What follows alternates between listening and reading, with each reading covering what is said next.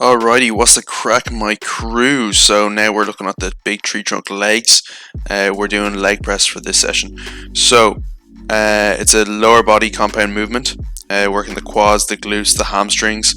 The benefit of it is it usually takes the lower back out of the movement, unless you're doing it wrong, so don't be doing it wrong. And it's very stable and a controlled movement because obviously it's a machine. So very handy movement to stick in. Use the depth restriction safety bar as shown here. Depending on foot placement, we can put the focus on different parts, different muscles in the body. So for example, the quads or maybe a glute focus. Excellent progressive overload, so utilize this. I want us to be increasing weight very frequently with this bad boy. Next thing, standard warm-up system, i.e. 2 limbs. You guys know the stuff. And average range of motion depending on technique. So that's a downside I see, is the fact that the range of motion is usually not great with this movement. When getting into position, lock the body into the seat by pulling the body in with your arms. Keep that tension throughout the whole movement, alright? Most common injury is the bum off the seat when trying to get some depth in the range of motion. So never get your bum off the seat. If you're doing it wrong, and just stop and reduce the range of motion. Alright, for now.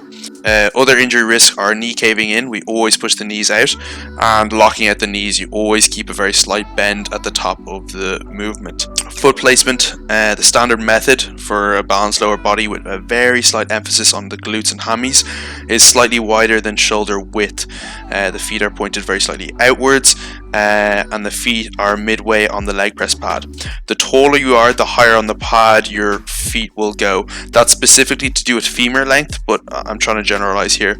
And the shorter, the lower. Also, higher on the pad is usually more glute and hammy dominant, and then lower on the pad is more quad dominant. Be careful with this, because if you go too high, then the chance of your bum going off the seat is extremely likely, and then we're just going to get an injury, which we don't want. Alright, always slow on the eccentric. Okay, that's where we're going to reduce the injury.